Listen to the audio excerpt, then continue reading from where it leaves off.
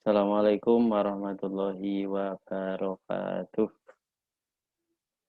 Bismillahirrahmanirrahim. Alhamdulillahirabbil alamin. Allahumma shalli ala sayyidina Muhammad wa ala ali sayyidina Muhammad.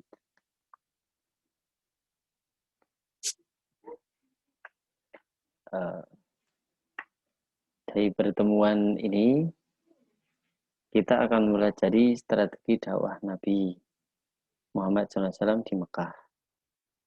Seperti yang telah kita pelajari kemarin, anak-anak sekalian telah melakukan pembelajaran daring, juga telah kita lakukan juga ulangan KD1. Nah, kita lanjut ke KD2. Yang kemarin kita telah pelajari adalah kondisi sosial, politik, religi masyarakat Arab pra-Islam. Sekarang kita akan belajar setelah Islam datang. Nah, jadi di dalam kondisi yang demikian itu kemudian Nabi Muhammad SAW dilahirkan di Mekah.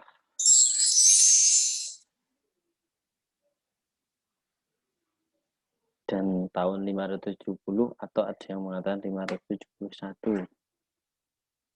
Dan nanti Nabi Muhammad SAW ini diasuh oleh ibunya karena ayahnya itu sudah meninggal ketika umur usia dalam kandungan, kemudian dilanjutkan oleh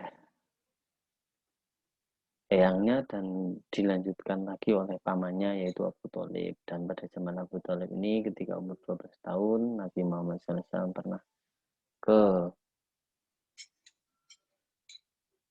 pernah ikut berdagang ke Busro, yang mana di Busro atau Syria ini bertemu dengan pendeta Bahiro, dan pendeta ini mengetahui ciri-ciri kenabiannya sehingga disuruh pulang. Dan dari kelahiran Nabi itu sebagai tanda bahwa kedzaliman, kemudian kemusyrikan itu akan berakhir di daerah Mekah, karena Nabi nanti akan mendakwahkan tauhid seperti yang telah didakwahkan oleh Nabi Ibrahim alaihissalam yang telah terputus. Oke, anak-anak siapkan pembelajaran. Kita masuk ke tujuan pembelajarannya. Kita awali dulu dengan baca bismillah bersama. Bismillahirrahmanirrahim. Tujuan pembelajarannya diantaranya adalah mengetahui misi dakwah Nabi, mengidentifikasi cara dakwah Nabi, bagaimana cara dakwahnya, dan mengidentifikasi keberhasilan dakwah Nabi. Menjelaskan apa hikmah dari misi tersebut. Ini Arabia zaman Nabi, ini Masjidil Haram zaman sekarang. Sudah cukup besar, dulu hanya Ka'bah dan sekitar 10-an meter aja masjidnya, sekarang udah 500 meteran lebih. Ini Jabal Nur, di mana Nabi memperoleh wahyu. Sebelah utara Ka'bah.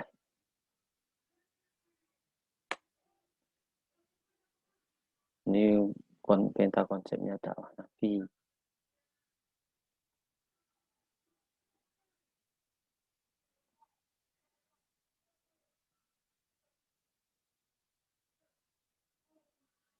Substansi dakwah Nabi.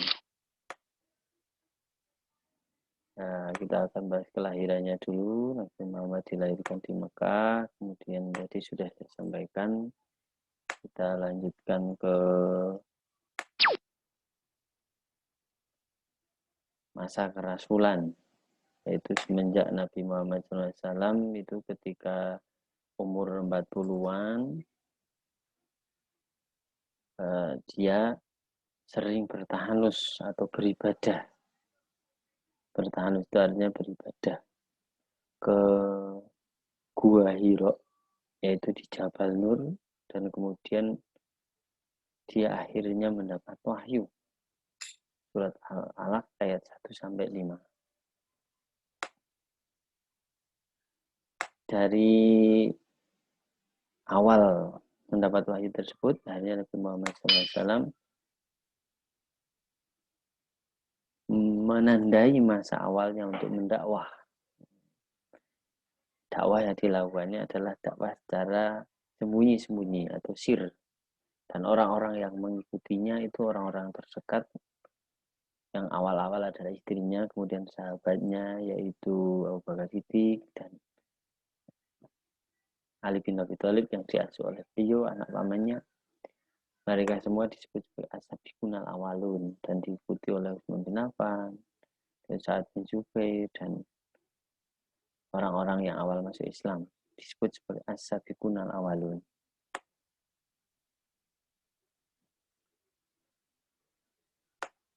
Nah, ini ya kamu bisa pelajari di sini. Awal-awal masa dakwahnya adalah kepada orang-orang yang terdekat dahulu.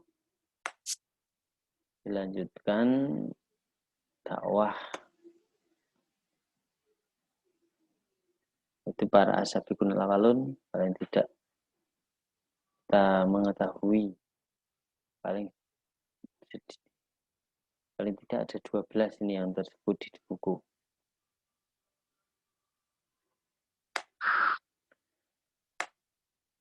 Kemudian dakwah cara terang-terangan. Ini setelah turun surat Al-Hijr ayat 94 yang berbunyi Fasda bima tu'maru wa a'rid 'anil musyrikin.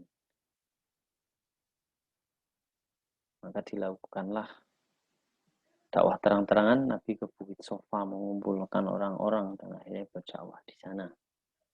Tidak serta-merta diterima, tapi justru dakwah terang-terangan ini semakin banyak hambatan, semakin banyak rintangan dan tantangan.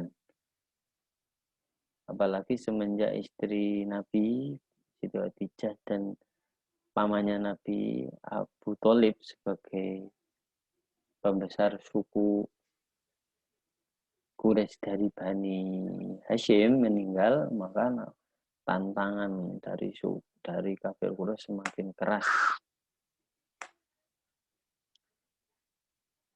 Hambatan-hambatan yang dilakukan penyiksaan-penyiksaan, kemudian ancaman-ancaman sampai pemboikotan yang dilakukan oleh kafir Quraisy terhadap Bani Hashim, di mana pemboikotan itu orang Quraisy tidak mau berbicara dengan orang Islam, tidak mau jual beli, dan tidak mau menikah dengan orang Islam. Pemboikotan ini berlangsung selama 3 tahun. Dan kemudian selama 3 tahun itu dibatalkan dan surat yaitu surat perjanjian diboikot itu disobek-sobek oleh orang Quraisy. Misi dakwah Nabi Muhammad SAW, misinya adalah mengajak masyarakat agar menyembah Allah semata, menyuruh mereka meninggalkan berhala, mengajarkan adanya hari kiamat, karena orang Makkah, orang Arab tidak percaya akan adanya akhirat. Mereka hanya percaya adanya hidup di dunia, sehingga hidup seenaknya karena tidak tahu akan apa yang akan terjadi di akhirat yang merupakan balasan dari apa yang dilakukan di dunia. Jadi orang-orang yang tidak percaya akhirat itu cenderung untuk melakukan sesuatu seenaknya sendiri karena tidak merasa akan dibalas. Tapi orang-orang yakin akan adanya akhirat dan itu benar bahwa memang akan ada.